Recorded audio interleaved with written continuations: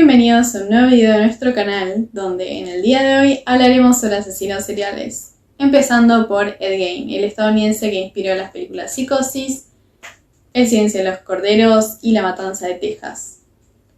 No solo profanó multitud de tumbas, sino que se le atribuyen también una decena de asesinatos. Estuvo relacionado con la muerte desde muy chico, ya que presenciaba las matanzas de los chanchos en el matadero de sus padres. Uno pensaría que ahí despertó su instinto asesino, pero no. Él mismo recuerda que esas imágenes le causaban náuseas y mareos. Su historia como asesino serial tiene que ver con su familia. Su padre fue un alcohólico y golpeador, pero su madre también hizo lo suyo.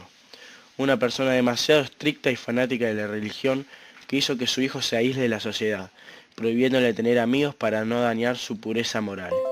El sábado 16 de noviembre de 1957, Ed Gein asesinó a la dueña de la ferretería del pueblo, llamada Bernice Worden, disparándole una bala de un rifle de caza. Se llevó su cadáver a la furgoneta y dejó el piso del local enchastrado en sangre. Sin embargo, habría un testigo, el libro de contabilidad del local. En la última anotación de este libro estaría el nombre de Ed Gein, ya que le habían vendido su último anticongelante. Al enterarse de lo ocurrido en la ferretería, dos oficiales de la policía arrestaron a Jane, mientras otros dos se dirigían inmediatamente hacia su granja con la intención de llevar a cabo un registro. Al pasar dentro, el sheriff sintió como algo le rozaba el hombro, y al volverse, se topó con un cuerpo decapitado de una mujer con un profundo agujero en el estómago que colgaba del techo. En cuanto llegaron más patrullas, se descubrió en el interior de la casa todo lo que el horror escondía allí. Había varios cráneos esparcidos por la cocina, unos intactos y otros partidos por la mitad y empleados como tazas. Además, una de las sillas de la cocina estaba hecha con piel humana, como las pantallas de las lámparas, las papeleras, la funda de los cuchillos e incluso alguna prenda de vestir, como un chaleco o un cinturón, formado por pezones humanos.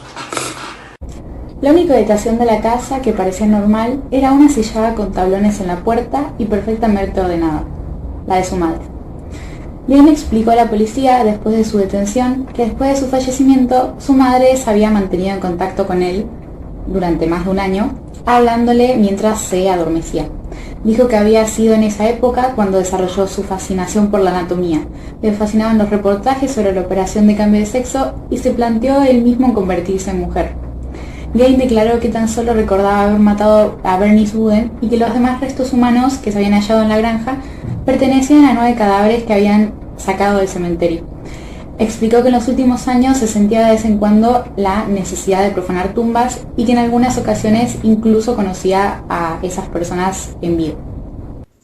El caso de Ed Gein es, desde un punto de vista médico, uno de los más complejos de la criminología. Sin embargo, a medida que se iba conociendo su verdadera historia, se hizo evidente que sus conductas eran manifestaciones de una psicosis profunda, vinculadas a la relación normal que tenía con la madre.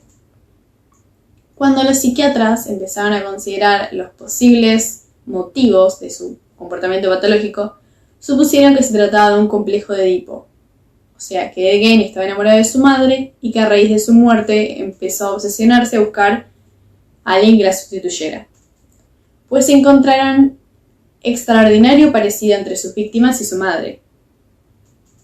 En la actualidad, sus restos descansan en el cementerio de Plainfield, al lado de los de su madre.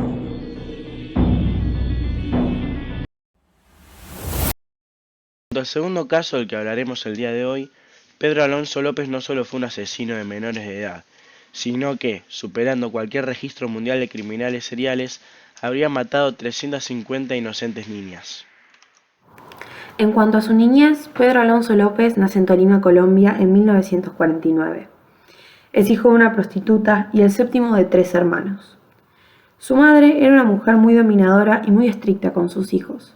Y con solo 8 años de edad lo encontró a Pedro intentando mantener relaciones sexuales con su hermana más joven. Por esa razón, lo echa de la casa. Y así es como Pedro empieza a vagar sin rumbo por las calles, hasta que un hombre lo recogió y lo sacó de allí. Pero luego lo llevó a un edificio abandonado, donde lo abusó sexualmente en numerosas ocasiones antes de echarlo de nuevo a las calles. Sin rumbo declarado, acaba en la ciudad de Bogotá, donde un ciudadano americano se apiada de él y lo ampara en su familia. Pedro tiene casa, comida e incluso es escolarizado. Pero cuando tiene 12 años, un maestro del colegio le agrede sexualmente, de nuevo, y se lanza a las calles. No tarda en convertirse en uno de los ladrones más habilidosos en el robo de autos, pero en 1969, cuando tiene 18 años, es condenado a 7 años de prisión. Permaneció en la prisión y tan solo 2 días después es violado por 4 presos. Como venganza, asesina a cada uno de los 4 hombres que lo habían violado. En su mente, su madre tenía la culpa de todo el sufrimiento de su vida y el dolor de su corazón. En 1978 sale de prisión y comienza a viajar por todos los rincones de Perú, dejando una terrible cantidad de violaciones y asesinatos. Durante este tiempo había empezado a atacar violentamente y asesinar a por lo menos 100 muchachas jóvenes, pero fue capturado mientras intentaba secuestrar a una chica de tan solo 9 años de edad. Logra escaparse en la frontera de Colombia mientras estaba siendo entregado a la justicia. En 1980, la policía se encuentra una de las fosas de Pedro con los restos de 4 niñas y comienza una investigación.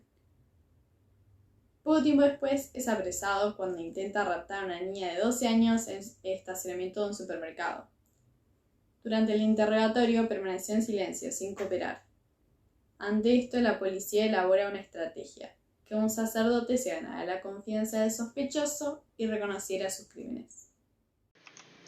Al instante, Pedro empezó a hablar y había revelado actos tan repulsivos de violencia que el sacerdote pidió que lo sacaran de la celda.